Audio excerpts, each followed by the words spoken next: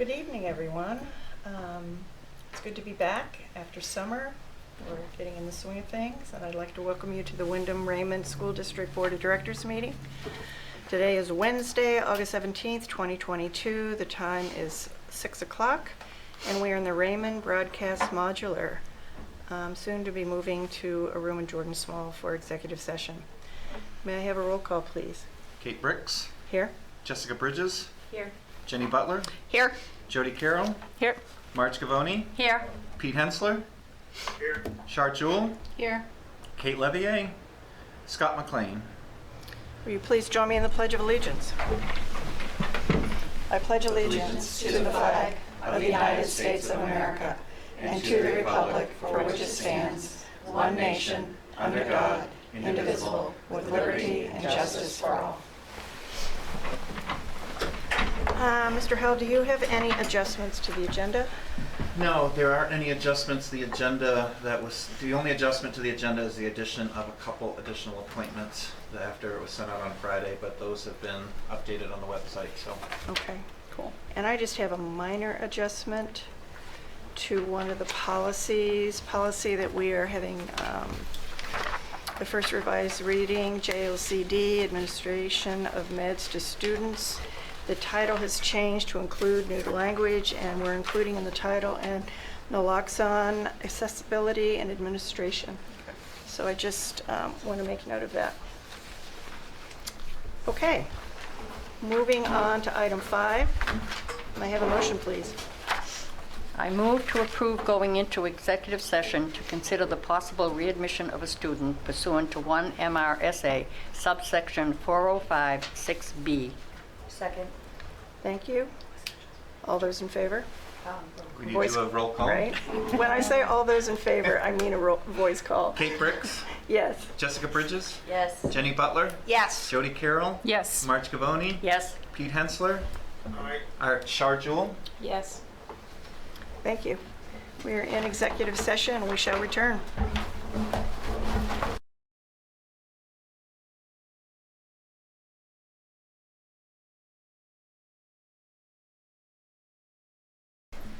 Thank you. Hello, everyone. We're back from an executive session. May I have a motion to exit out of executive session? So moved. Second. Roll call, please. Kate Bricks. Yes? Jessica Bridges. Yes. Jenny Butler. Yes. Jody Carroll. Yes. Marge Gavoni. Yes. Pete Hensler. Yes. Char Jewell. Yes. Thank you. Should we just continue, or do you want to? Let's just go on. Okay. All right. May I have a motion, please? I move to approve the student under consideration be readmitted to school and that the superintendent provide the parents with a written summary of the board's findings. Second. All those in favor? Kate Bricks. Yes? Jessica Bridges. Yes. Jenny Butler. Yes. Jody Carroll. Yes. Marge Gavoni. Yes. Pete Hensler. Yes. Char Jewell. Yes. Thank you.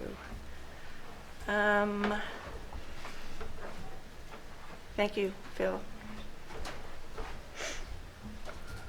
I feel like we need to recess since people think that we're going to start at 6 in case they want to come for public comment. So if we could have a brief recess until 6:30, please. I move we recess until 6:30. Second. Okay. We're off.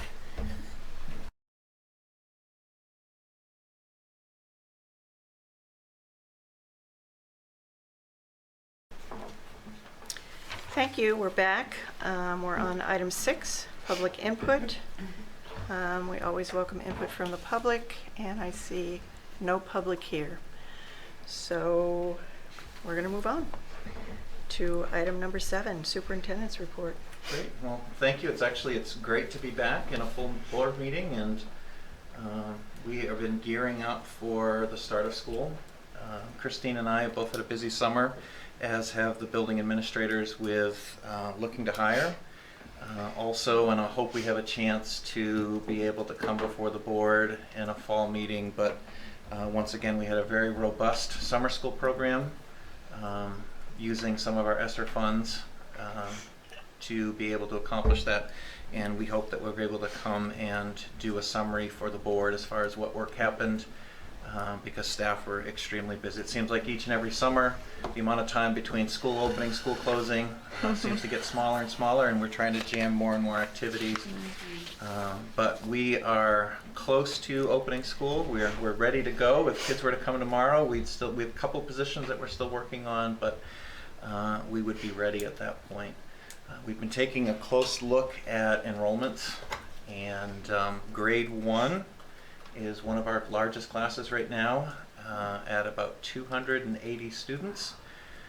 Some other changes, talking to Principal Ryan Karen today, is that Windham High School right now is up about 60 students from where we anticipated that we would be. And of course, as you open school, you find out that there are maybe some additional kids who came, but then you also find that there may be some students who have moved over the summer and now have gone on to a different district and just have not told the district yet or had a request for records. So during those first couple weeks of school, we'll be working on everything from bus numbers to final class numbers in preparation for our October 1 report. But we do have some larger numbers. Kindergarten numbers are a little smaller than where we've been in the past. So our incoming group is one of the smaller classes to come along.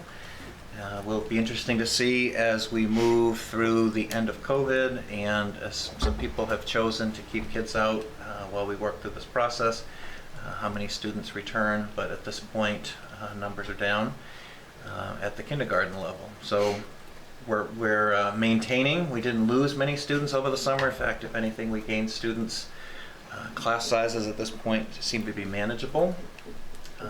So I think we're opening and we're ready in a good spot. Just kind of speaking of hiring, we are still in process for a Spanish teacher that is split between Jordan Small and Wyndham High School. Talking to a couple principals today, there's some backup plans.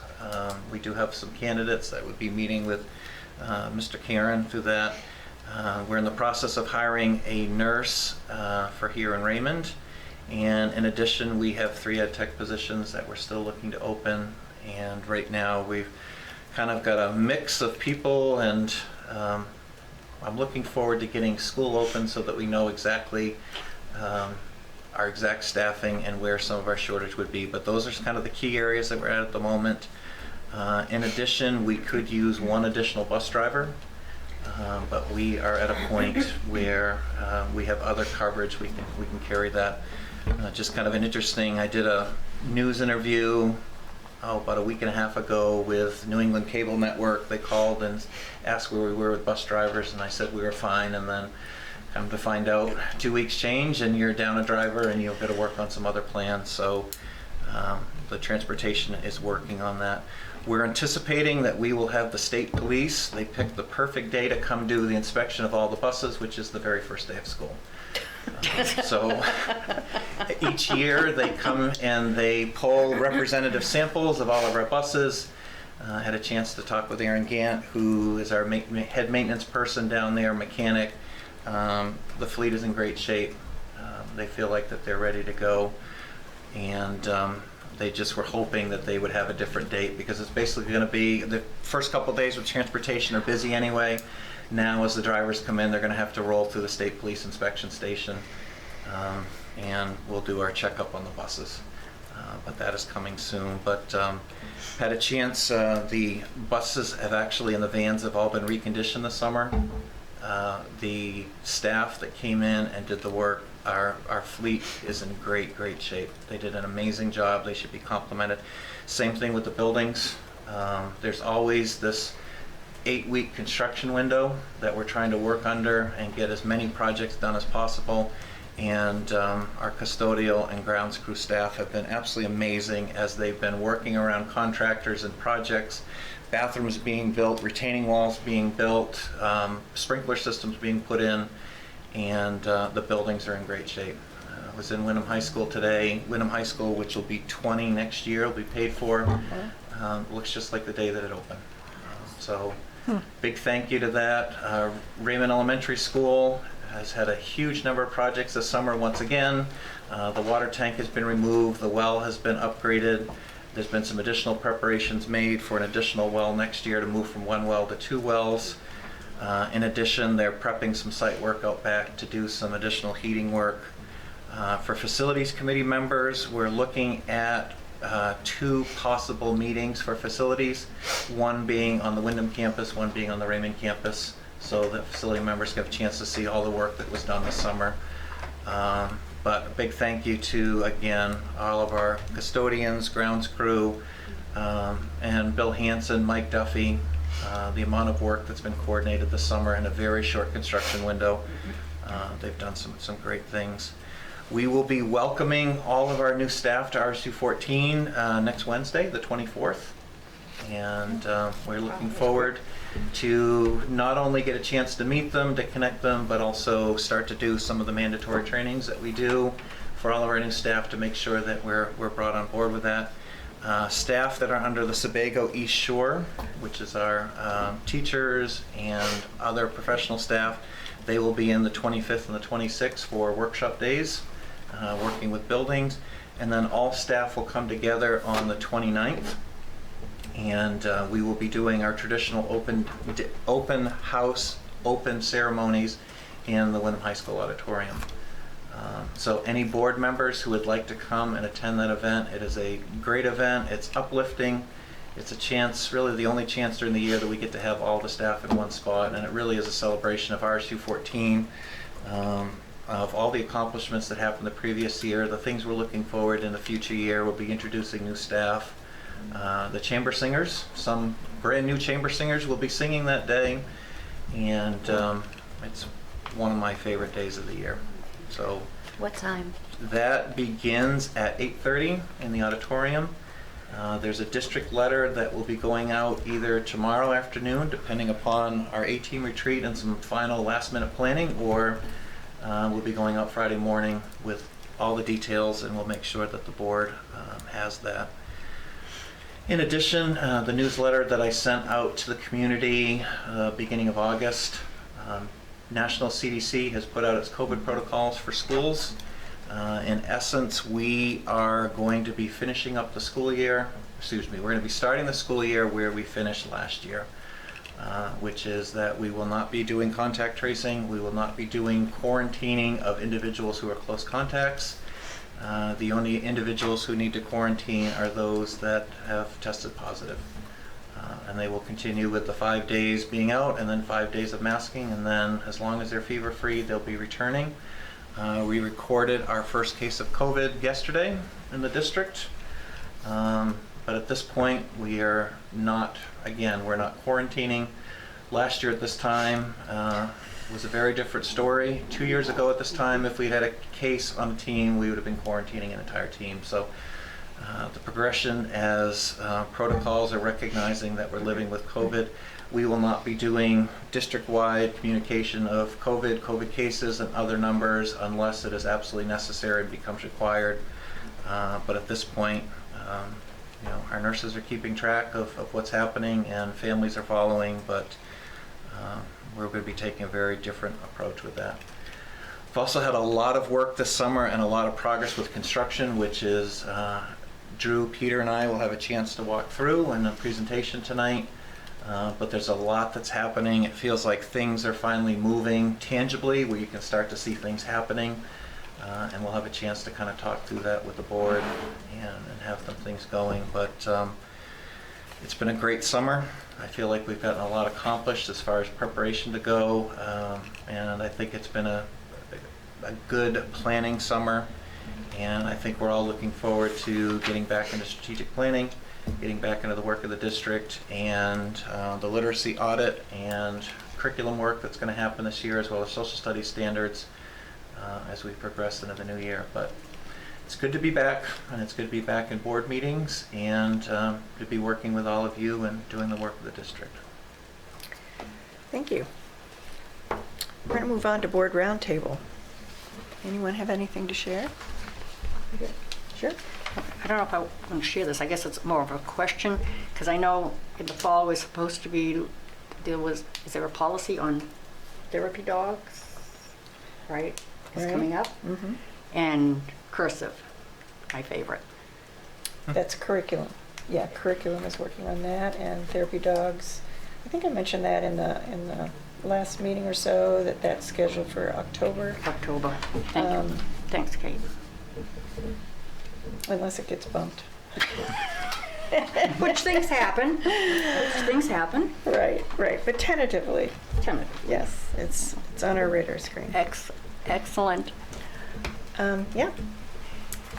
So, not to stray from my usual mantra during this time is to encourage parents and caregivers to partner with teachers. I think it's extremely important, given the last evidence of the last 2 years, to focus on education loss.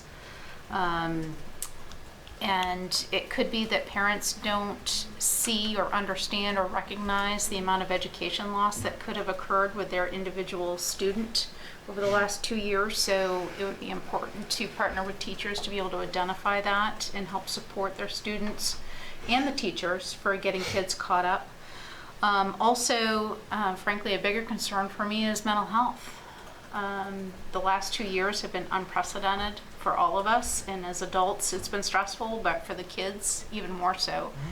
I think that a lot of times we get so busy in our day-to-day lives that we don't recognize what's right in front of our faces, and whereas a professional in the school system or a teacher could recognize something that the parents don't see. So having open communication with the students, teachers, and faculty and administrators is going to be very important to support students before something really bad could potentially happen because you didn't recognize the warning signs leading up to it.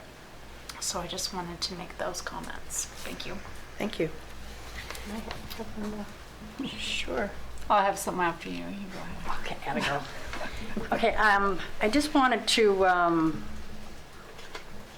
remind people, I'm sure it's been on the news of what everybody's read or whatever, we're gonna have one more school year of free breakfast and free lunch. So thank you to the state of Maine.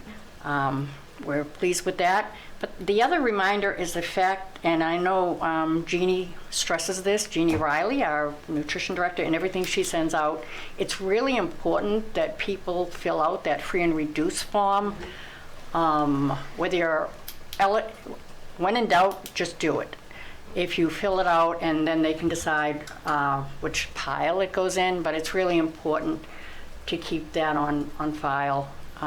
So when you get all those papers that come home from school, please remember that that's a very important piece of paper that really should be filled out and sent back in, whether you are looking to have it or not, even though it is for free at the moment. That's it. Thank you. Thank you. Okay, I just have a couple things. I just want to thank all the staff and board and administrators for their work over the summer. I've seen just a tiny piece of it, and we've got a few team members here that I'm just getting familiar with, and we're going to hear about just some significant work that's been done, and I just want to say thank you to all the team members that have worked over the summertime. I especially want to just comment in general about the policies that will be put forward tonight. I encourage each of the public to, as a member, to familiarize yourself with the policies that are relevant to your students. There's a lot there, but the work that's put into them is significant. The team in that space brings in legal counsel. They look at state and board examples, samples, take advice from administrators that have been here for a really long time. That institutional knowledge, I think, has just really been impressive to me, and I just want to point out that the policies are there also as a guidance. And I think just leading into the summertime, I just wrote a note, it was really more for my family, with a view to bringing the students back into school with a sense of team and belonging. The Windham Middle School is no exception to the way that the handbook's written. It's just written really nicely. So I just thought it was such a great piece, looking at encouraging families to review those handbooks with their students, the parts that are relevant, and to help the student understand how they can contribute and join the school in the way that's best for them and in a team atmosphere. I've never done that before, but I'm certainly going to do that, and I appreciate the work that goes into those handbooks for each of the schools. Tonight we'll hear about the middle school update, and I just want to highlight the extraordinary effort that's been put into the school build so far.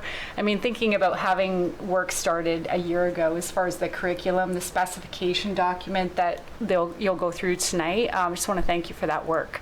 It's obviously taken a lot of effort, and it's extremely detailed, and I admit I didn't have any idea that when I opened it, it would be so long.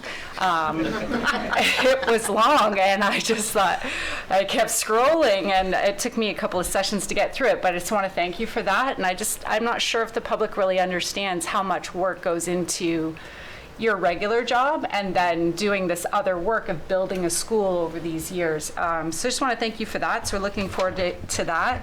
And I'm sure that we'll have an opportunity to meet some of the new staff, but just welcoming from us, welcoming the new staff to RSU 14.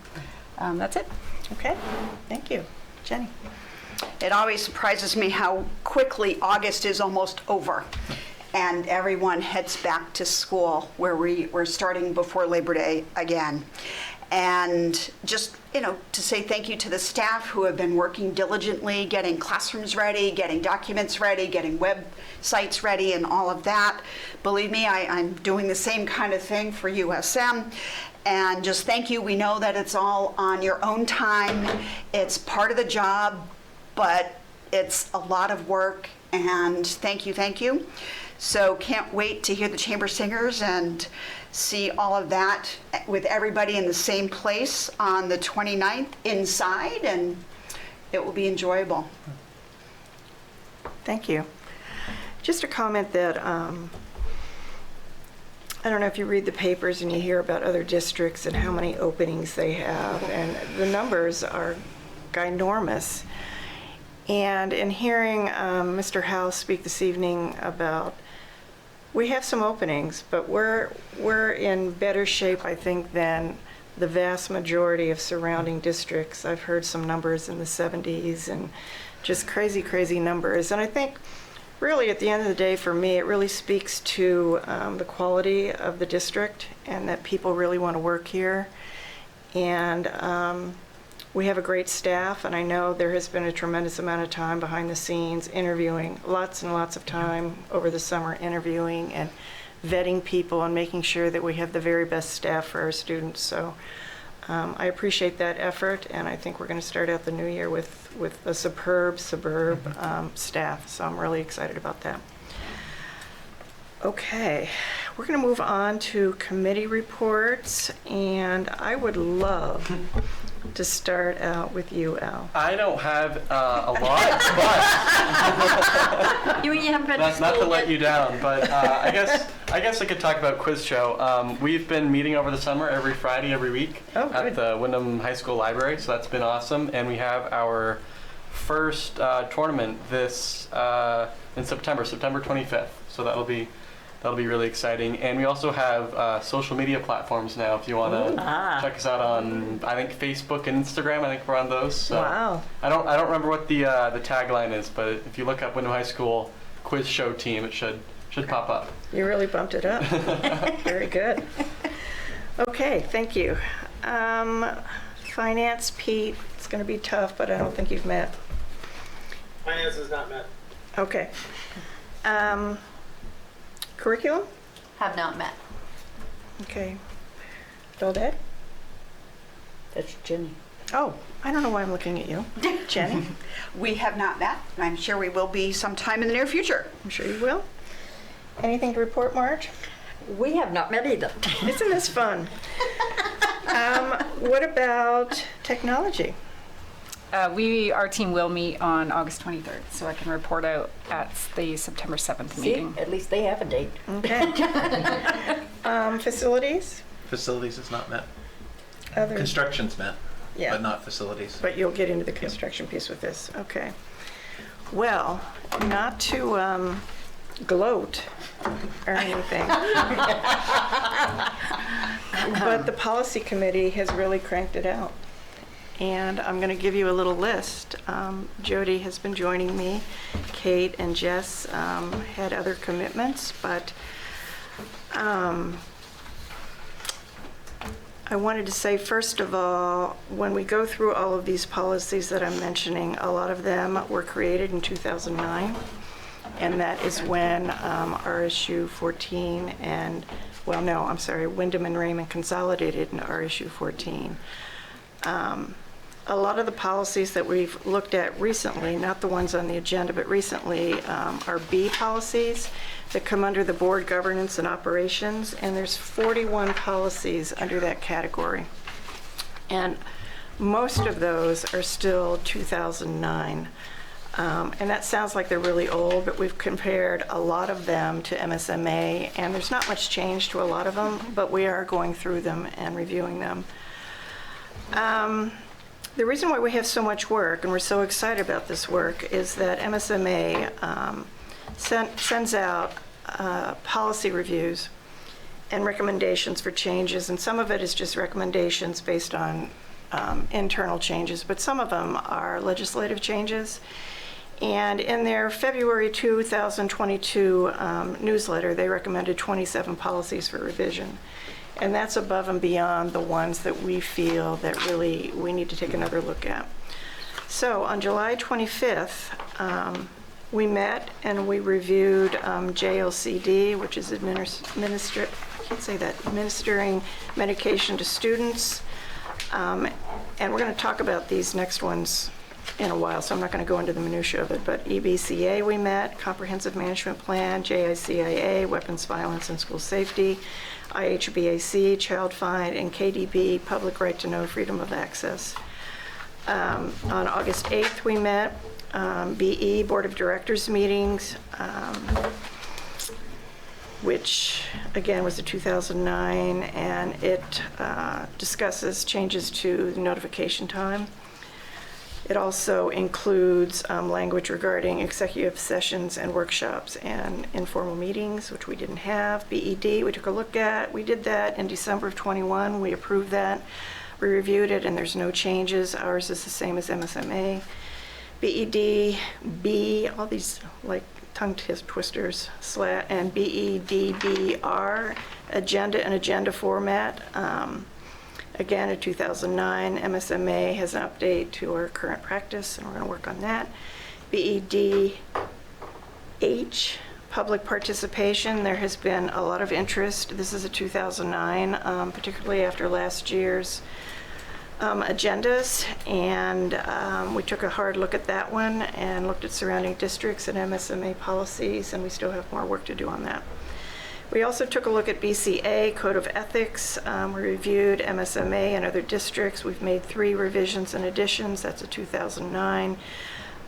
Not major changes on that, but we created a new BCA-R, which is new, which is a procedure in the event that a board member is suspected to have violated the policy, and we're going to review that procedure with you. BEA, Board of Directors, use of electronic mail. Why do I have that there? It's the same as MSMA. We took a look at that. It was approved in 2009, so that won't be coming before you, but BEA-R is new. And this is a result of our retreat back in January, where we talked about communication, and a standard operating procedure to guide communications with the public has been created for your review, and again, that is the outcome of some pretty vigorous discussion at our retreat. And then August 15th, and if I mess up, poke me, but BE, Board of Directors, final review. BEDH, we talked about public participation, final review. KDB, Public Right to Know, final review. BCA, Board of Directors Code of Ethics, final review. BCA-R, Procedure for Violating Code of Ethics, final review. JICIA, Weapons, Violence, School Safety, reviewed. We had a Drummond and Woodson sample that we took a look at. And BDE and BED/R, standing committees and operating procedures, we took a look at that. So not to gloat, but You guys were very busy. we were very, very busy, and I do want to thank Christine because she's the maven with the screen while we're doing side-by-sides, and she's doing the drafts while we're yapping, and we couldn't do it without you, so thank you so much for that. And I think that's it for committee reports. Okay. We're going to move on to something exciting. Item number 10, middle school construction update and educational specifications. Woo! Mr. Howell. I am grabbing the handouts that I forgot to put out. Would you mind?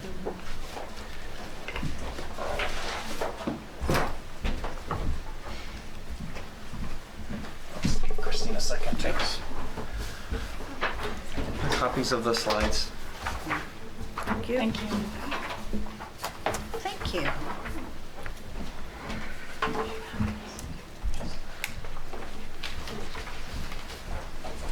So as I shared earlier in my superintendent's report, can I steal one as well? Thanks. It's been a busy summer with construction. We've continued our work with the Maine Department of Education construction team. And I think over the summer we've had 2 meetings with them, with Drew and Peter having a chance to join as well, and all over Zoom, but having a chance to kind of walk through where we are in the process. In addition, there's been quite a bit of work that's been completed by Stantec and through SW Cole, which I'll have a chance to go through, which is some background work, some environmental work on 61 Windham Center Road. And in addition, Drew and Peter working through notes and other things from conversations, having a chance to work through those educational specifications, which are the vision for what will happen for programming within the building. And just want to give a big thank you to Peter. Peter got a great compliment from the school construction team that set of educational specifications was one of the best written set. And Peter did a lot of the wordsmithing in. So they were thankful for how comprehensive it was. But in addition, they could see through it what the vision is that's been discussed for this building. So I know the public, you have seen this, and I know board members for the one that's in front of you. This is that 21-step process for the school construction process to the state of Maine, and it's called the Major Capital Improvement Program. What's interesting about this particular process is that, so we're obviously not on step 1 and we're not on step 21, but we're actually bridging right now, and I'm just, I gotta grab that mic, I guess. I guess I can't do that. I'm going to talk from my seat then. What's the interesting part is that if you go through steps 1 to 6 and getting to step 6 is where you're getting into the final pieces of site approval, site review, and getting ready to do your presentation for the state school board for final approval for the site where the school's going to happen. If you go to that next pink bar, which is a huge milestone, which is site approval, that's one piece that we're looking at. But if you go over to step 7, you get into educational specifications. You also start to get into pre-design and program, and starting to get into some of the concept design, which we've started. So in essence, we are working on 2 different milestone steps. One milestone step is getting the site finally approved and looking at what are some of the constrictions on that site, and also, what are some of the pluses that are there.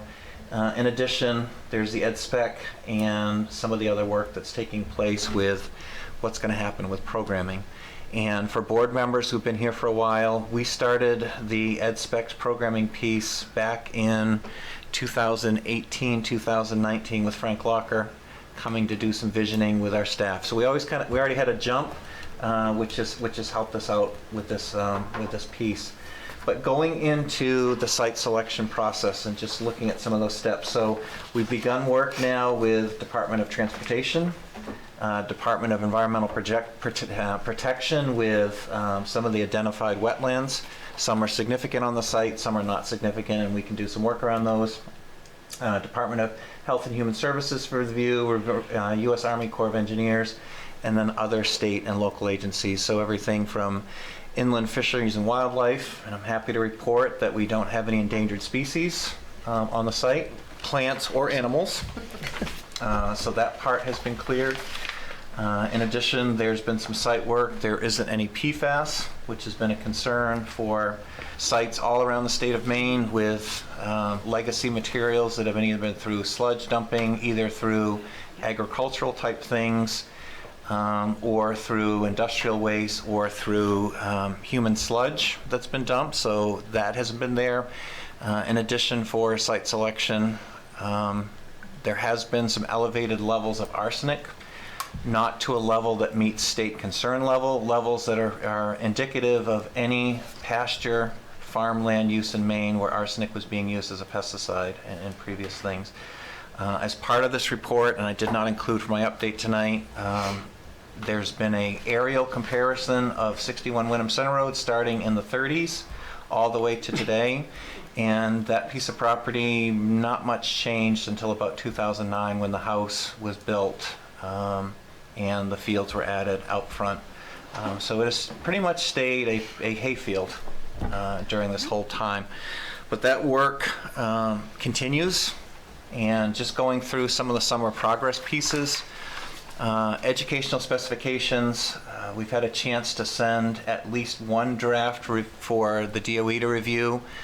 They've given us a little bit of feedback.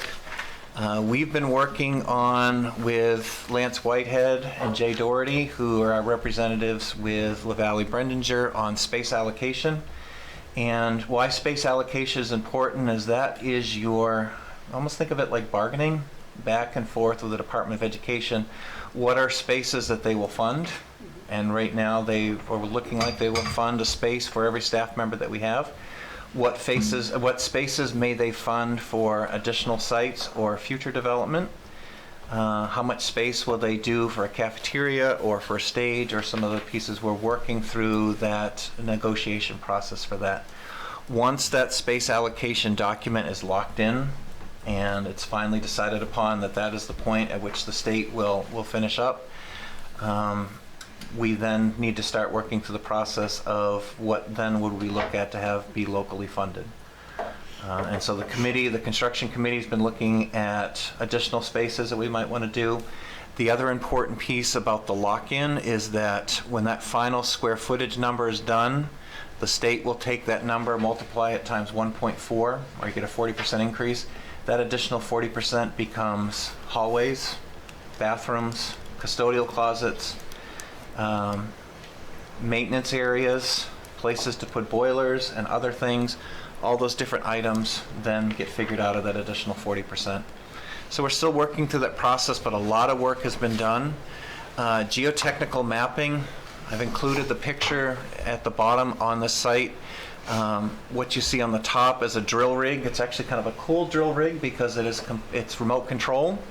The operator has a little joystick that he's working with, moving it around the facility to predetermine sites that have been done using mapping software.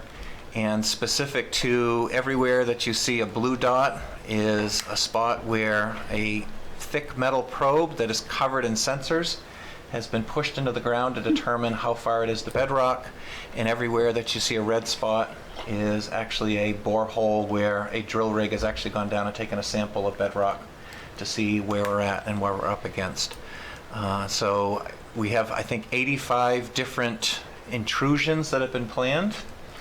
And in addition, we have a section that we cannot disturb because of it would actually require moving over wetlands at this point, and we don't have any bridges or anything to do that, so they're actually going to be using a geophone technique where they bury acoustic sensors and they'll be hitting the ground on a metal rod and seeing how far that it goes to bedrock to determine where we're at.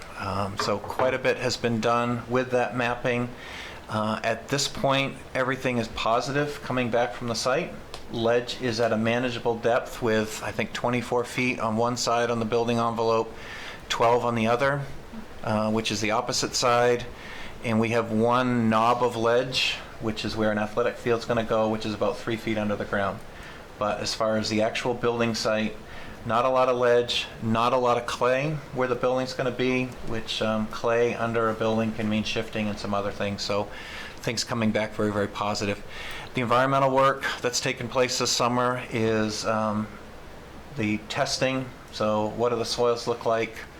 What are some of the past uses? They've done a complete survey. They've done interviews, they've gone through town records, and the result of that Phase 2 environmental work, the report, is actually up on the construction website right now. Christine added that, if anybody wants to take a look at that. The state agency review, everything is coming back. We do not have any archaeological sites that we need to worry about. There isn't any worries right now with past use. There aren't any sort of protected botanical species, unique botanical, unique animal species.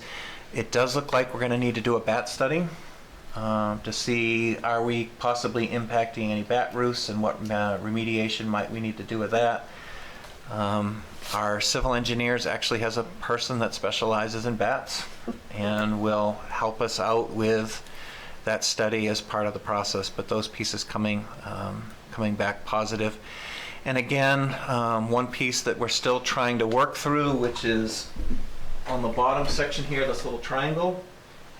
Though it doesn't look wet, it's classified as wetland. It's got some clay soils up towards that end.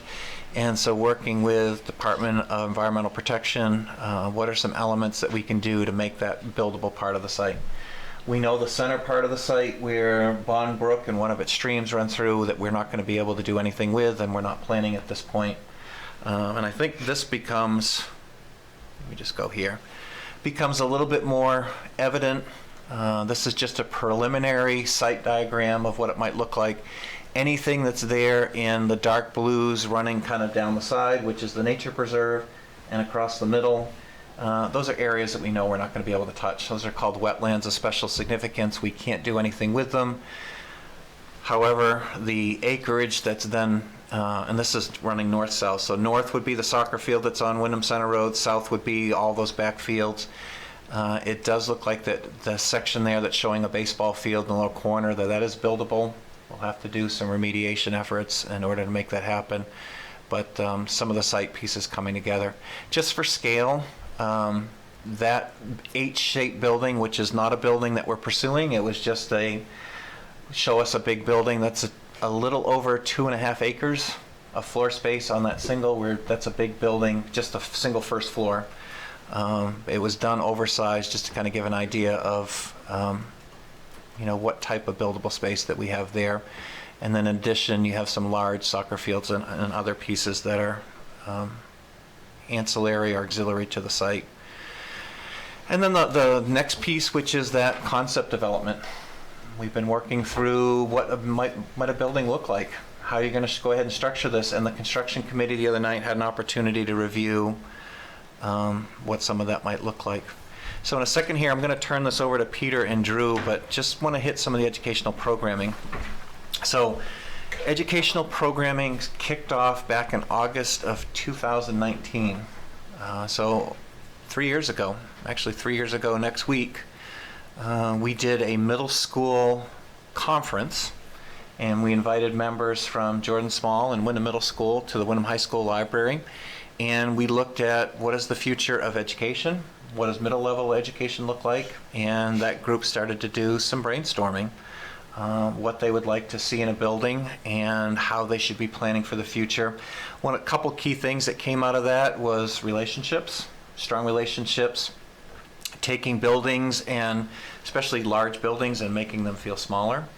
In addition, a big piece on flexibility, so that spaces can be flexible, that program that we have today we may not have tomorrow, but can we use that space for another thing? I'm good. I'll just sit here. Thank you so much. And then in October of 2019, we brought the staffs of Jordan Small and Wyndham Middle together, and we worked on some of those educational concepts. We did a little bit of a deeper dive. We started looking at a new Wyndham Middle School facility. At that point, we thought we were going to be doing upgrades to Jordan Small, but we had both staffs working together. Interestingly enough, they came out with the same concepts. And so with one concept, we were looking at how do we go ahead and take a building and renovate it to make that happen, and the other we were looking at a new building. And then in March was the March PD Day. We brought together the Wyndham Middle School staff, the Jordan Small staff, and now the Manchester staff for 5th grade, and worked through a similar process, looked at all the work that had been done to date, and looked at our overall vision. And really what started to appear was this theme of making sure that we had small, integrated neighborhoods, connections. Project-based became a huge theme that came through. And what ultimately came out of it is this drawing, which is now 2.5, almost 3 years old. And if you look at the drawing, you have a central learning community, learning commons, with dining closely attached to it, having an auditorium, and then the smaller learning spaces or teams that would be happening that would then be going around that center part. And for those of you who sat through the building committee the other night and started looking at concepts, what you see for a concept here has continued on. So it's something that staff have latched onto, and that Drew and Peter have worked with Randy, and now starting to work with Michelle and with Crystal, who's acted as liaison for Manchester School on continuing on with this model. Space allocation, I'll just do this quickly. This is an old slide that I had. This is a document where basically you're looking at space to space to space. What is it that we're going to do? I can tell this is an earlier model because this had, 240,000 square feet for proposed state facility. I think now we're down to 200,000 square feet or so. So starting to shrink down, starting to pull in some spaces. Some pieces that we're going to need the board to take action on with space allocation at a future meeting is that currently we have one special education teacher in the district per every 100 students. That's been the process. We are planning this particular building right now because we've not gotten our enrollment projection numbers back, but we're planning now on that same model of 1 to 100 which means for 1,200 student school, which is what we're planning for, as a maximum size that you would have 12 special education teachers. And so what we'd be looking for is that in a future meeting for the board to commit to, that's the ratio that you have now, that you'll continue to maintaining that ratio moving forward as we look to do some planning. The other piece in space allocation, which we'll also look for the board to take a look at, is this is planned around having foreign language at all levels in the middle school, or having at 5th grade a tech class instead of foreign language, and then doing foreign language 6, 7, and 8. Currently, right now with foreign language, we don't offer it at all grade levels at Windham Middle School, but Jordan Small students do have a little bit more opportunity with that. Again, we're looking, this is future planning, and so looking at the board to commit that this will be a goal to increase foreign language at those levels. If you don't meet your goal, that's okay, but that is something for future planning that you'd like to see more opportunities for kids. And those are really the two big questions that came out of space allocation, which is, are we planning a special education space for each team? And with our applied arts schedule, and Drew and Peter are going to get into that in just here in a second, are we committing to adding an additional applied arts, and I think it's 2 additional applied arts people over what we're looking at for our giant schedule. I think what's been interesting in this process is that transitioning from middle school students who have an applied arts 6, 7, 8, they may have art multiple days of the week, where you then have a Manchester School student in 5th grade, they see their art teacher 1 day a week. And so now you're looking at expanding the number of offerings, the number of times seeing individuals. In addition, the middle level planning team has been working on having applied arts teachers integrated into teams and creating some flexibility around that. And I think we'll hear a little bit more about that here in just a minute. But quite a bit of work done on that. So in the future, we'd be looking at maintaining the commitment for those so that we can build those into the building schedule. That becomes part of the final space allocation, which then, once that number's locked in, multiplied times 1.4, and then Lance and Jay have to start doing their magic. How do they fit everything else you need in for school into that additional 40%? Things that the committee's talking about, auditorium. So having an auditorium that would not fit the entire student body, but at least fitting 2 grades. as a possibility. Also talking about exercise area with a track that would be indoors. Whether or not it happens, it's something, at least it's got to be priced out and planned. Outdoor learning spaces, which through the pandemic that we have relied upon. It's not part of the state formula. It's not something they've ever funded before. So being able to take care of that. Also looking at our athletic fields. What do we currently have as part of this building project? The state will help fund 2 general play areas, and we have 3 on this property. So the negotiation, will they help us with that 3rd one or not? So a lot of work still to be done with this. It has been a great process working with the state on this. They've asked us some great questions, and they've been very supportive as we've worked through this, as have our architectural team and our civil engineers as we've worked through. So ed specs, what they're called, there were a series of 8 questions, and Drew and Peter are going to come up, and probably the podium would be best, and kind of walk us through all the different questions and just pull out some general themes. Thank you, Mr. Howell. So just to start off, I think as Jody had alluded to, the ed specs they're pretty daunting. So when you first go like, hey, you just have to answer like 8 questions for the state, there are 8 big titles that we'll get into, all with sub-questions. And so it is quite a large document. I think what we felt was the best for the board tonight was to make sure you get a sense of sort of the general questions that are asked, what the district's response is, and then in addition to that, to make sure you understand sort of the themes or the through lines, that if you really look at every single question, there are through lines in that in terms of the way that we answered them, because we really believe in a lot of the educational foundations to that, the way that we're designing the space to be flexible. So I think you'll see that as we go through. So Peter and I will just kind of split up the questions. The other part I wanted to make sure that everybody knew, all the millions of people watching at home and for folks here tonight, is really about the work. And so when you read these educational specifications, it does not mean that the work has not started. This work has been started for a long period of time. We're in different phases of that work in terms of working with staff members, working with the community.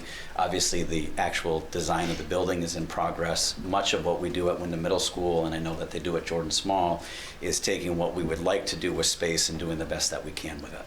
And in some cases, we're really successful and able to make a few changes. And in other cases, we're just not able to do that. And it's great to be able to design a building based off of what we'd like to see education to be. So the first question is, how does the project enhance teaching and learning to meet the needs of all learners in the 21st century? So one of the through lines, again, is integrated learning. And again, that is really around relevance, real-world problem solving, and our kids nowadays really want to know the why behind what they're learning, and this is what helps to engage students. So communication, content, technology, all taught hand in hand, interdisciplinary offerings. And so we start to get out of the compartmentalization of subject areas, which now I go to math, now I go to science, now I go to ELA, and none of them are related to, oh, now this child can see the connection between all of those subject areas and why it's important to be able to have reading and writing skills, listening skills, communication skills, understand science and social studies standards to apply them to real world, real life problems like adults do on a daily basis.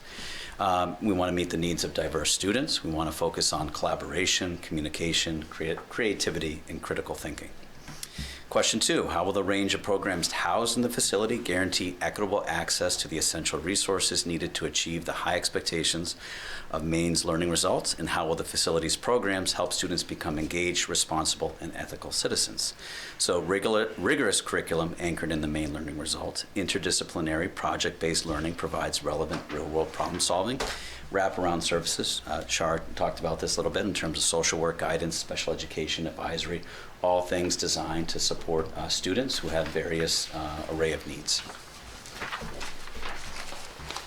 Question 3, in what ways does the interrelationship of instructional and non-instructional programs and facilities enhance teaching and learning, provide a personalized learning environment, allow for program adaptability and flexibility, and maximize collaboration for the benefit of students as a group and individually? Super short question. So team-centered instructional program with all classrooms in close proximity. So this is what Mr. Howell talked about in a potentially 1,200 student building. How do we make that feel like a small learning community? And again, this is about how we locate classrooms, how we team students to create really high quality relationships between students and teachers, and also between students and other students. Access to the outdoor environment on the site. We've learned a lot from COVID with that. We've talked about the mental health benefits, being able to get kids outside, the ability to engage learners in their natural environment, and just sort of the mental health benefits that go along with that. And then flexible learning spaces throughout the building. So one of the things that we never want to do is sort of paint ourselves in a corner where we design a room that can only be used for one thing. And so we really want to be forward thinking about how can the space adapt to what the needs of the students are and to what the instructional programming is for that day, for that week, for that year, or from 10 years down the line when we don't know what else is going to be coming. And question 4, how does the grouping of people, staff, support personnel, and other guarantee the support and resources needed for all students to meet or exceed the main learning results?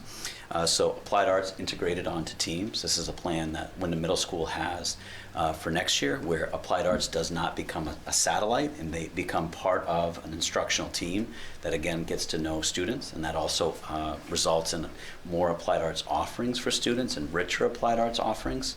And again, those delivery mechanisms are very engaging for students. So instead of standalone, not saying ELA or math isn't important, but to see how students can apply those in the different applied art settings helps to engage students and make learning relevant.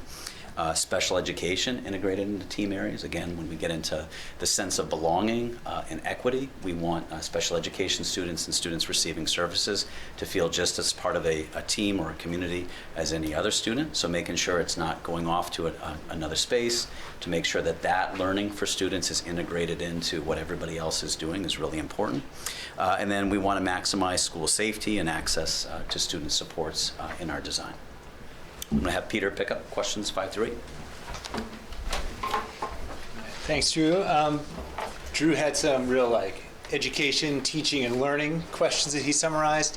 We're going to dive down into kind of more nitty-gritty stuff about the physical plant and that part. So question 5 is, how will the school's furniture and equipment enhance our long-term vision? And here you're going to see one of those through lines that Drew mentioned a lot: flexibility.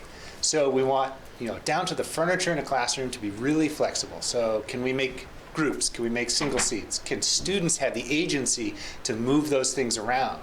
Are they lightweight enough and have wheels so that kids can kind of make the learning space fit their needs?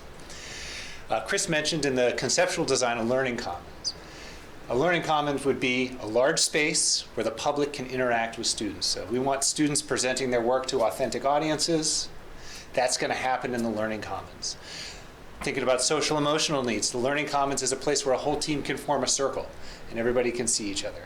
Right? It's a flexible, dynamic space that showcases work but also allows for that interaction with the community.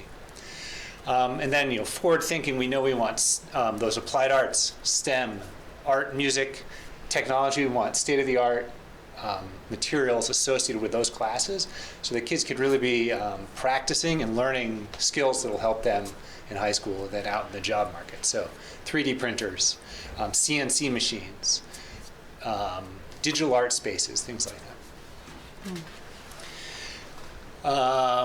Question 6 is really about the physical plant. So what special environmental and or technical provisions are required to fulfill the school's long-term vision for teaching and learning, including personalized, safe, and aesthetically enhanced environments?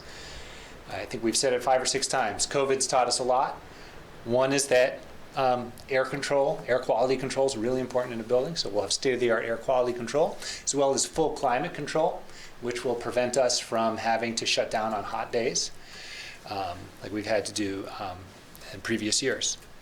We'll have all smart tools, wireless technologies, places like that common space. We have a lot of people in a cafeteria at a time. We need sound acoustical design so that learning can happen and it's not a cacophony. And then obviously always paying attention to ADA compliance and accessibility for our students with disabilities.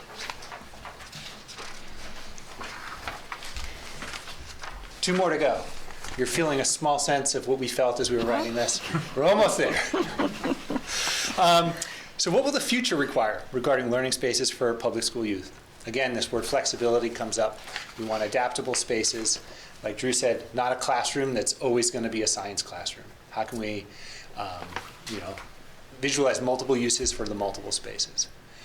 The teaming structure that Drew talked about, where we have, you know, 4 core teachers, an applied arts teacher, a special educator, all kind of working as a unit, serving a large group of students, will help us with enrollment fluctuations over the years.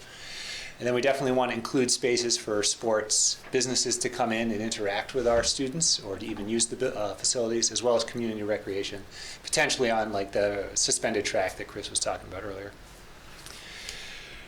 And that kind of leads to the last question. How will the school, one, be an attraction for people of all ages, honor community partnerships, and encourage year-round use?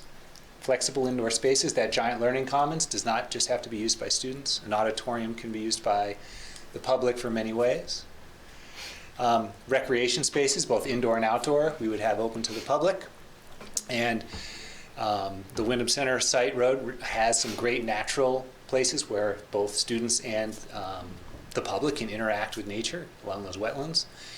And then those learning commons, auditorium design, all those can really be built so that we can host community experts and volunteers, so that we're really kind of bridging that gap between school and the community.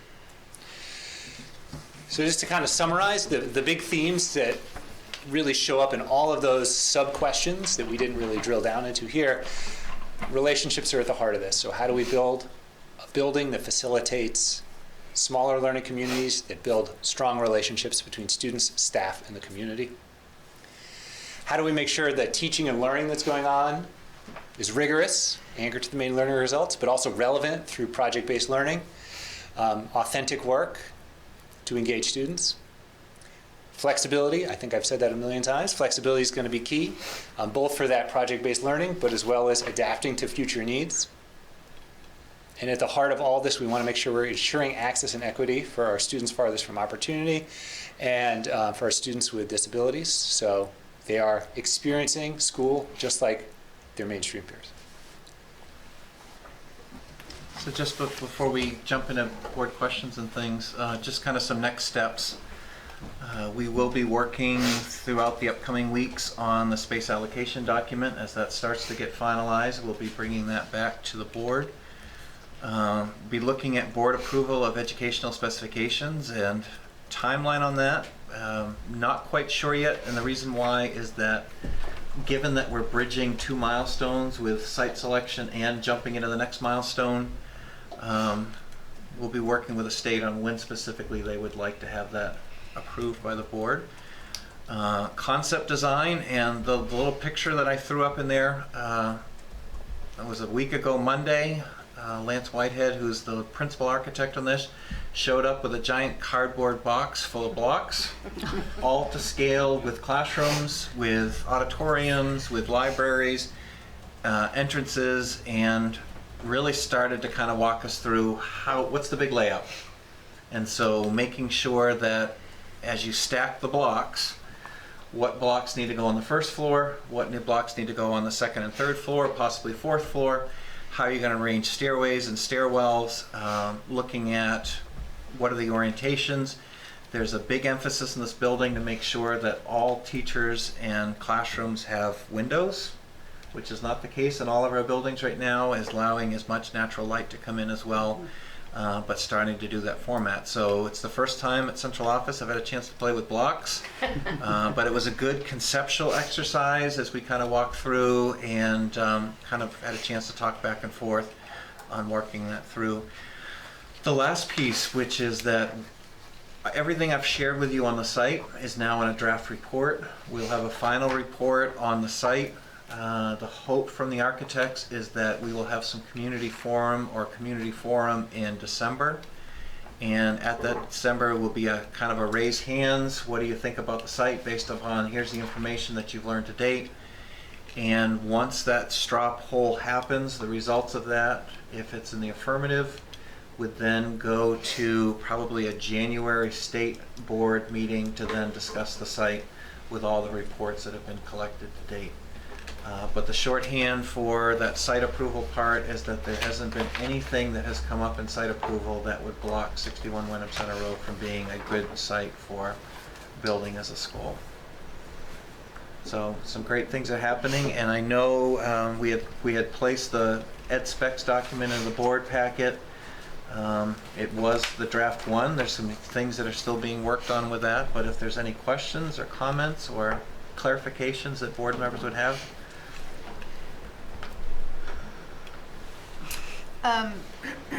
Thank you for that presentation, guys. You did a good job. So I was just wondering about the 21 Wyndham Center Road location, because we're coming up in a couple of months on a year since we entered the purchase agreement with the landowners. So at what point if you can refresh my memory, that we have to start paying the extra money on a monthly basis? And how does that timetable fit with this timetable? It's just so for planning, for the public can be aware that we're going to end up having to fork out extra money.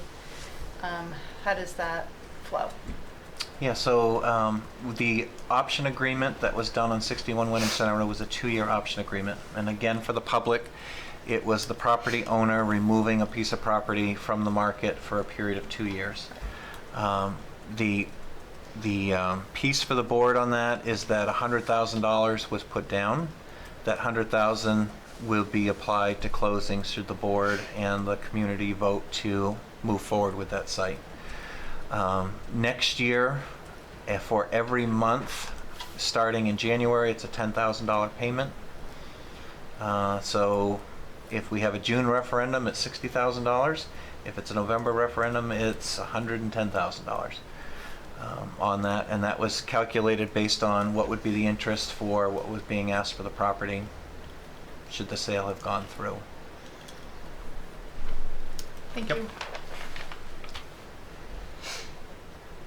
I have a couple short things. I would love to learn more about the Applied Arts program for next year, anytime in the next year before the end of June. I just find that fascinating. It was something that came up in that document that you put together, and I admit I really don't have any idea what that looks like practically. And it sounds like it's going to be a big part of this new school, so I personally would like to just learn more about that, and I'll put in the time, whatever that looks like, to learn more about it. The other part in question 6, talking about facilities, temperature regulation is really important, obviously, for kiddos in a learning space. We've talked a lot about that over time, but one of the things that came up during one of our site visits was natural light in the new building, and I just wanted to put that out there for anyone that's looking back on this meeting. Is just the natural light aspect, and some of the studies that were shared with us on behalf of the team doing the project talked about better outcomes for testing with more natural light in a building, and I just think that's awesome. Having the ability to add that as a feature to the building is really cool. You went through the timing. I'd just be really interested to see how the public can be engaged in this. Is a perfect opportunity for people to come, I recognize, but are we planning on doing more kind of public information sessions from now until the straw poll? What do you think that looks like? I think going forward, a couple questions that I have, and what's been interesting just through the whole process is that all this has been done via Zoom, which typically in a building process we would have had multiple meetings and multiple opportunities, and even some of the initial ed spec work as we were starting to walk through was done via Zoom. So looking at community forums for just starting some of the conceptual pieces, and then also for straw poll, I think it would be helpful between now and December just to have a general meeting for those interested and just want to come and learn about the project and ask questions about it. Whether or not that's one or one done in each community, but one part of that and then one for the straw poll. Okay. That's all I had. Obviously, I just want to state that from my perspective, the extra work is definitely thoroughly recognized. The amount of time that has to go into it, and I just, as far as our team, if it comes up that the teams working on this need support in any way, that we would have an open mind to what that looks like for them as they work through the process this year, time or whatever the resources are. So thank you for doing that. Anybody else? Bravo, gentlemen. Well done. We're going to move on to item 11, appointments. Have a motion? I move to approve the following appointments for the 2022-2023 school year. Misty Stevens, school nurse, Jordan Small Middle School, BA 17, for a salary of $64,727. Ruth Murphy, special education teacher, Windham High School, MA 4, salary $51,122. Matthew Zeidel, 6th grade teacher, Wyndham Middle School, BA 15, salary $63,096. Christina Beither, Eagle Block teacher, 1 year, Wyndham High School, BA 7, $52,004. Emily Rudolph, occupational therapist, Raymond Elementary School, MA 1, $46,663. Mary Hyde, 2/5 music teacher, Wyndham Primary School, BA 0, $17,108. Amy Jorgensen, grade 3, 1 year, Wyndham Primary School, BA 1, $43,885. Second. Thank you. Public comment? Seeing none. Any board discussion? Yes. Just a quick question. The two positions that are 1 year, Chris? Yep. So I'll start, first of all, and actually this goes on Char's piece during board roundtable about how do we support learning loss that might have happened. This is a 1-year position coming out of ESSER funds for the Eagle Block teacher, and that is working with kids through remediating credits and making sure that whatever pieces they may have missed, that there's someone who can coordinate, connect, and be that bridge between kids and teachers. So that is a teaching position. The other one is the person is filling in for a 1-year leave of absence. Okay, thank you. All set? Anybody else? All those in favor, Mr. Howell? Let me go to my list so I don't leave anybody out. Oop. Kate Bricks? Yes. Jessica Bridges? Yes. Jenny Butler? Yes. Jody Carroll? Yes. Marge Gavoni? Yes. Pete Hensler? Aye. Char Jewell? Yes. Okay. Thank you. I'm going to move on to policies. May I have a motion, please? I move to approve the reading of revised policy IHBAC child find. Second. Thank you. Seeing no public comment. Before we get to board discussion, just a brief overview. I'm just going to read this so it's easier. Superintendents especially may recall the administrative letter issued by Commissioner Macon on January 2021 clarifying the ending age for special eligibility. After consulting with legal counsel, the DOE concluded that terminating eligibility to a free appropriate public education at the end of the school year in which a student turns 20 pursuant to 20 MRSA 5201, subsection 1, is inconsistent with the IDA as interpreted by the First Circuit Court of Appeals in its 2018 decision. I'm not going to go on any further. So in essence, when you look at this policy, we've just changed it from age 5 to 20 to 22, just to be in compliance. And just a few little changes. We added Raymond choice in the second paragraph, and we noted the administrative letter at the bottom. So because there aren't any huge changes, we are advising just a revised reading. Any questions? Nope. All those in favor? Kate Bricks? I almost raised my hand. Yes. Jessica Bridges? Yes. Jenny Butler? Yes. Jody Carroll? Yes. Marge Gavoni? Yes. Pete Hensler? Aye. Char Jewell? Yes. Thank you. That one. We're going to move on to, may I have a motion? Sorry. I move to approve the first revised reading of policy JLCD, administering medication to students. And- Second. Thank you. And just to be clear, the title will now read Oh, whoops. Administering medication to students. No, that's the way it is on here, Okay. but it was an adjustment. And naloxone accessibility and administration will be the title of this policy. And that's really the crux of this. Did I get a second before I start droning on? Yes, you did. Thank you. You got two of them. Oh, bravo.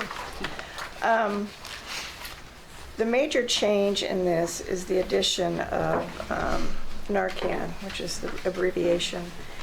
And this is a result of the legislature's enactment of LD 772, an act to permit naloxone possession, prescription, administration, distribution in public and private schools. Unlike the stocking and administration of EpiPens by school nurses or designated trained school personnel to any student during school or school-sponsored activity under emergency circumstances, this legislation allows administration of Narcan to students as well as staff or visitors. And that's a big change for this policy. We embedded it in the administering medication, which is why I think it's important that we also change the title so it's very clear that this Narcan is included in this, so that we have one-stop shopping for all medications and the administration of those.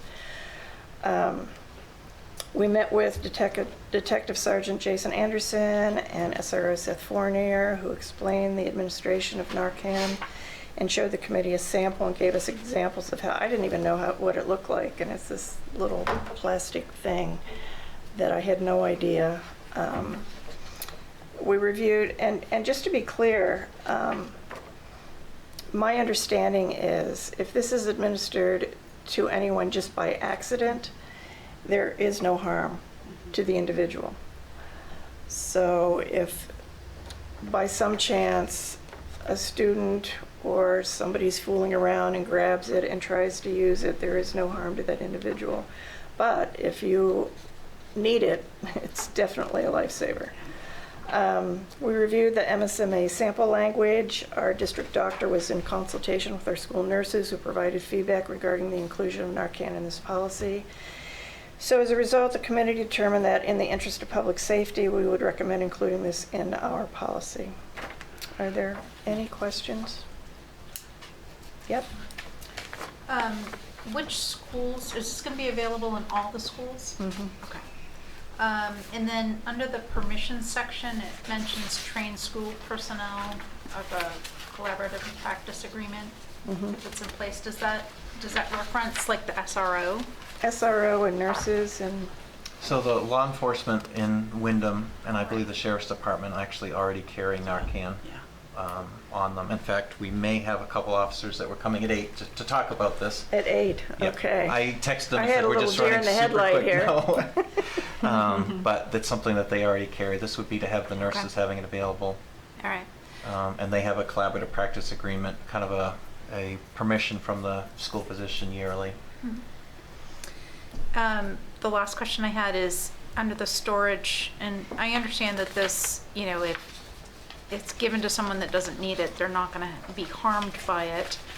But I'm a little squeegee about having it available like in the AED cabinet, because I know kids like to goof around and I'm not sure this stuff is cheap. And if kids take it out of like an AED cabinet and we don't know that they did, how do we know to replace it? It just makes me feel uncomfortable that it would be that accessible in a hallway where it's not being supervised at all. It just kind of makes me a little uncomfortable that it's I think the readily language is available. more about or other designated area. I Didn't think they that's state something, the AEDs had alarms attached to them as well? Did So, once they, Oh, okay. if they were to open it for it, they would. Okay. Do ours Be have aware. alarms? Yeah, they're alarmed. I think Feel like part of the that was part of discussion the that discussion. came out of this is that at least for a couple of our buildings, there's a tremendous amount of community use for those buildings. And so AEDs are placed in those community areas that, should a medical emergency take place. And so should we have a medical emergency in an event, where could we go to grab Sure. something if we needed? And as long as there's some sort of, Yeah. an alarm, like, because the ones we have in my building at work are not alarmed, the AED cabinets. So we wouldn't know if somebody took something out of it. So Good anyway, question. so that's why I wanted to ask. Thank you. I just would also add, because this came up, our SROs do check the AED cabinets, as do our nurses, to first of all make sure that we're battery compliant. Casey Sinclair, who's our trainer, helps us out with that as well. So they're frequently checking to just make sure, first of all, the AEDs are up to date, but then also And I believe that we'd either receive the Narcan through our physician or through Wyndham Police Department. It's pretty readily available if you need it. I just had a quick comment. I spoke with Officer Andrews that day about just community education around its use, and certainly could be an optional thing.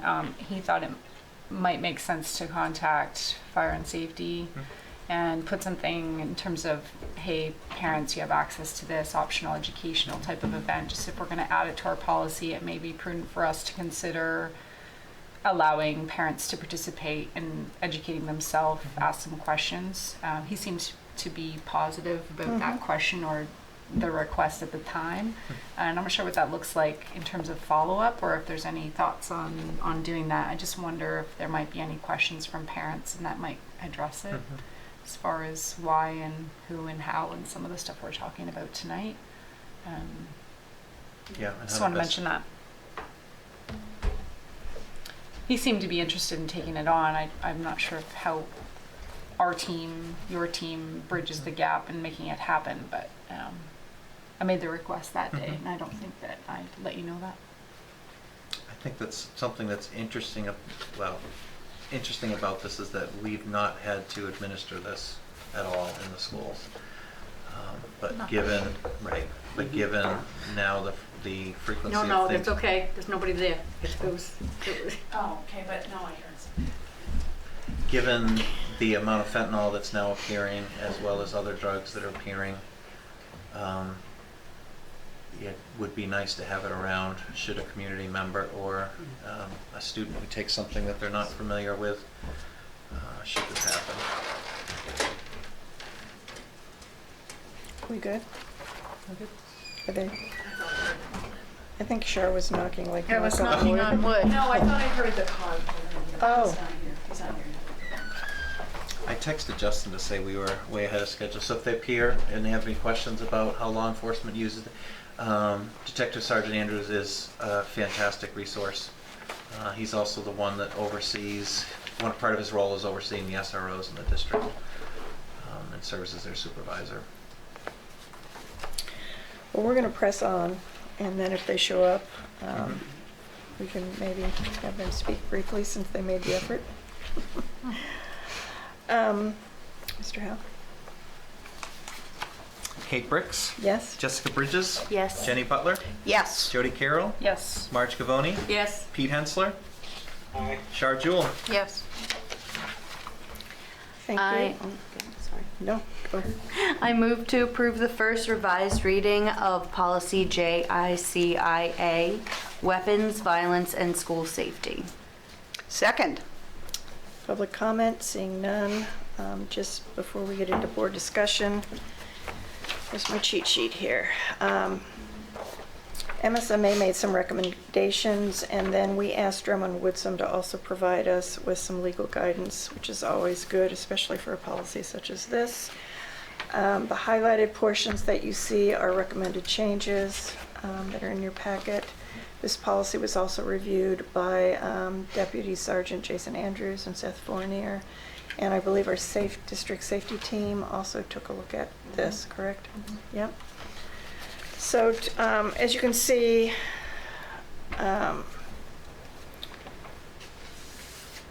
there's some added descriptors. There's some deletions.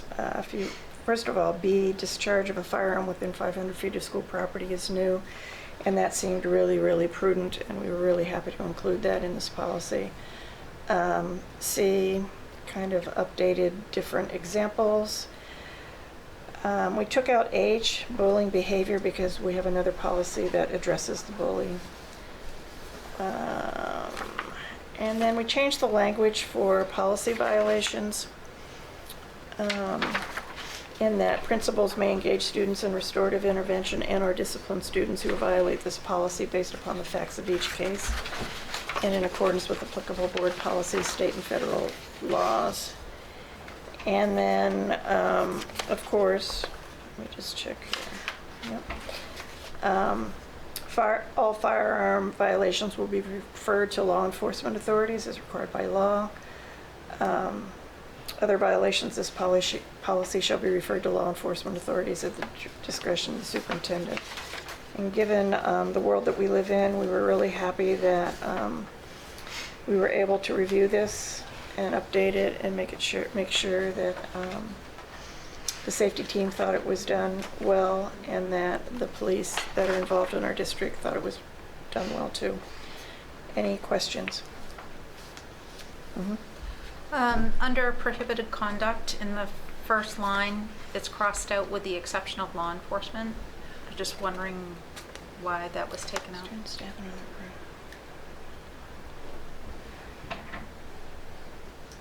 So, can I? Yeah, jump. I'll jump right Jump. in. One, we have another policy about law enforcement Oh, and okay. SROs. All right, But gotcha. two, the other, if you look at that section, prohibited conduct, it's saying student, staff, and all persons are prohibited from the following. But when you read down, it's not that law enforcement would be prohibited from, that they wouldn't have to adhere to violent and threatening behavior. So everybody needs to follow the, like E, verbal and written statements, including threatening language. They are not Exempt. exempt from those aspects of this. It was really in reference to the carrying a weapon. And so realizing that was confusing, that was pulled out. Okay, thank you. Nice explanation. Kate, if I can just also add, and you may have mentioned it when you talked about the 500 feet is state statute, and that wasn't in the previous policy, so that's state law. And given the surrounding of some of our schools, RES and the Woods and primary school and Woods, smart addition. Okay, any other comments from folks? Nope. Mr. Howell? Kate Bricks, Yes? Jessica Bridges, Yes. Jenny Butler, Yes. Jody Carroll, Yes. Marge Gavoni, Yes. Pete Hensler, Aye. Shar Jewell. Yes. And the final policy, a motion please. I move to approve the reading of revised policy EBCA, Comprehensive Health and Safety Emergency Management Plan. Second. Any public comment? Seeing none, just a brief. This is one of those that was a recommended change. We reviewed MSMA sample. The highlighted paragraph that you see is from legislation 20 AMRSA 1001-16 is amended by the legislature in 2021. And it includes this hunk here, the second paragraph, a request to form a steering committee and what that looks like. Health and safety was included in the title, that's new. And again, I believe this was reviewed by the safety team. Yes? This was, yes. Yes.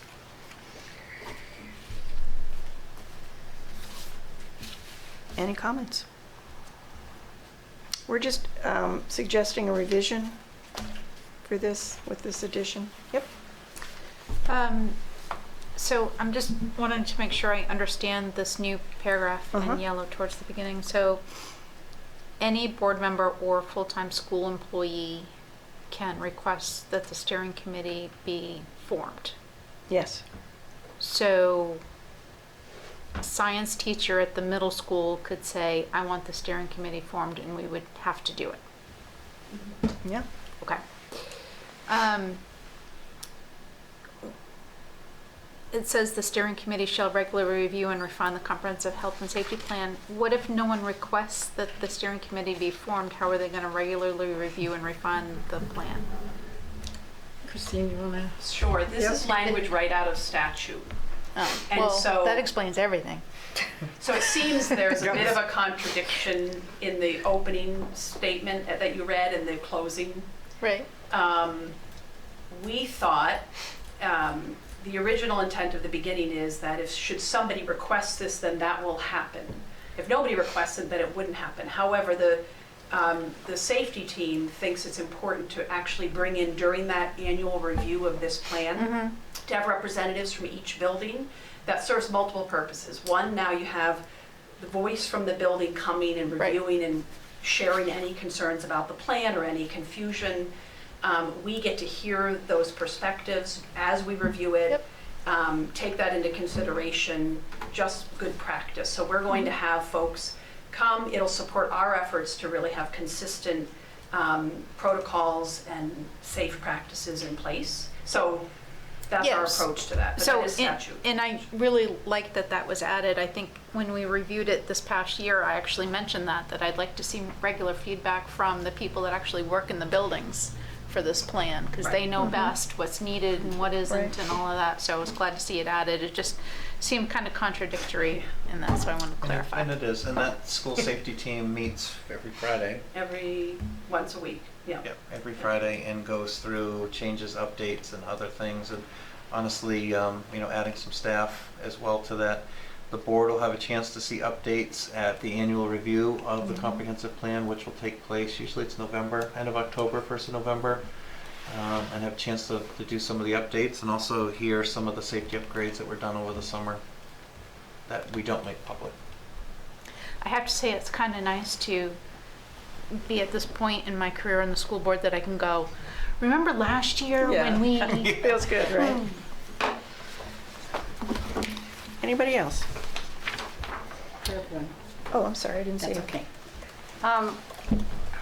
Okay, this is still a little confusing because at any time, I mean, do you have to give a reason? I mean, I know we're already doing it periodically, but if all of a sudden somebody says, well, I think we should have a steering committee and relook at it, I would think that you'd have to have a reason. I mean, you would have to come forth with.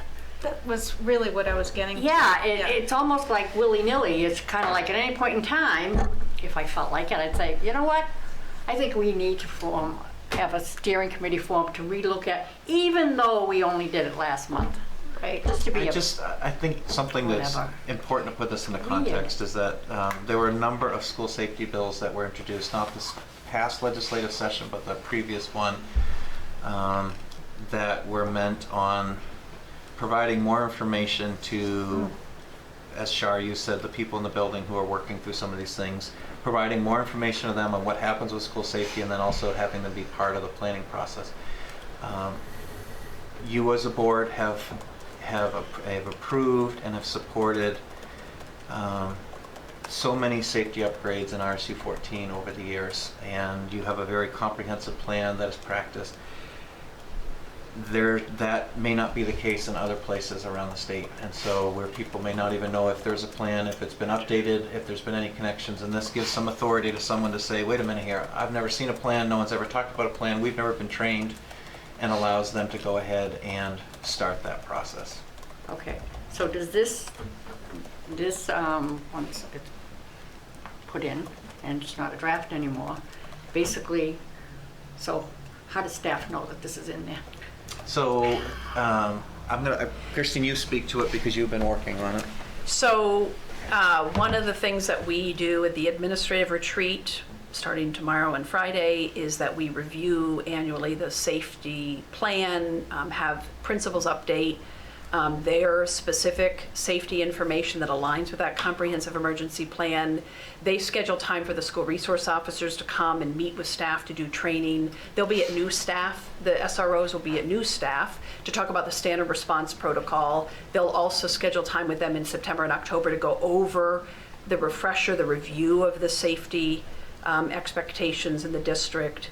Is that process, when they're told that, oh, by the way, we have a policy?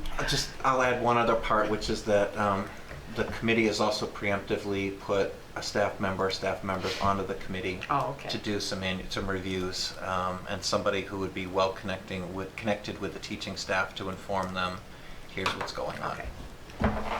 And this language is verbatim. Oh, no, I understand. Yeah. I understand that. I just want to, it's kind of like, we do things, but it doesn't get out to the people who could possibly benefit or not benefit from it, or would have knowledge of it. Because we do policy so frequently. Right. Thank you.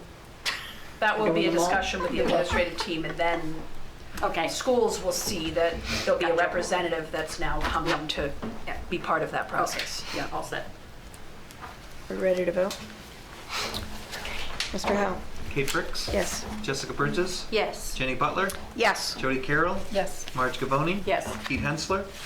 Aye. Char Jewel? Yes. Thank you. Item, what is this, 19? May I have a motion, please? I move to approve RSU 14 student handbooks. Second. Public comment, seeing none. Board discussion. I read them all. They were I love them. I hope all the parents, again, as Jody said earlier, all of the parents should really, it's out there, and a lot of parents think it's for the kids, but it's also, by the way, parents, it is your book also. You need to know what your children are supposed to be responsible for, et cetera. So I think they did a great job. Chris, these are all electronic, right? How are these disseminated to students and parents? I'll start with students is that most of the schools, especially middle school and high school, who would spend more time in the handbook and look at some things, are typically covered on those first days of school. Okay.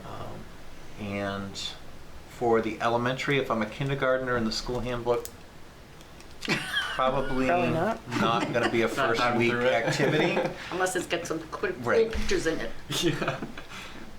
But some of those initial advisory periods, and then I believe, and I know in Drew, in your electronic communication, a link was sent out to the handbook. High school typically does as well. Randy did connect with Michelle on that, but getting those out early. If it's not being done, would it be possible to have the link sent to the lower grades?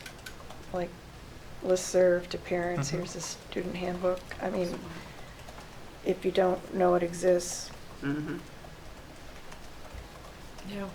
Goes through bus protocols, just what's expected. I love the language about what you do in the class is what you do in these other spaces. We've had discussions in policy about sort of trying to bridge those two worlds, and I think just that really unified messaging, especially for little kids, setting them up for the expectation that when you get to middle school, you're going to be talking about this. I just love the idea of it. Yeah. yeah. So if that would be possible. I think it does. I would just have to go back. Yeah, if it doesn't, Yep. I We'll would make love sure to that see they that go out go in out to the parents. welcome back letters. Yep. Any other comments about these magnificent student handbooks? Seeing none, Mr. Howell? Kate Bricks, Yes? Jessica Bridges, Yes. Jenny Butler, Yes. Jody Carroll, Yes. Marge Gavoni, Yes. Pete Hensler, Aye. Char Jewel. Yes. Thank you. We're on 22. I move to approve the minutes of the June 1st, 2022 meeting. Second. Public comment, seeing none. Board discussion? Anybody? No? Mr. Howell? Kate Bricks, Yes? Jessica Bridges, Yes. Jenny Butler, Yes. Jody Carroll, Yes. Marge Gavoni, Yes. Pete Hensler, Aye. Char Jewel. Yes. Okay, we are on 24. Okay. I move that we approve going into executive session to consider the possible readmission of a student pursuant to 1 MRSA subsection 4056B. Second. Mr. Howell? Kate Bricks, Yes? Jessica Bridges, Yes. Jenny Butler, Yes. Jody Carroll, Yes. Marge Gavoni, Yes. Pete Hensler, Aye. Char Jewel. Yes.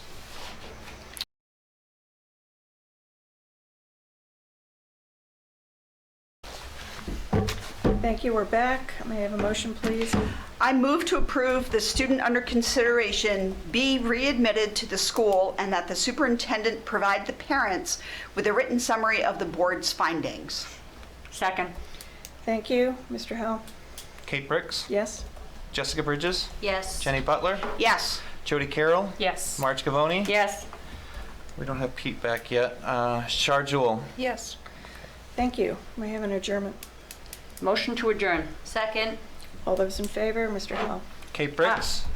Oh, that's right. Well, Pete was gone, so I thought we could just, never mind. Go ahead. Oh, you can, actually, now that he's off. Oh, sorry. You know what? She's correct. As parliamentarians, correct. Raise your hands, Oh, true. people. Yes, please. Thank you.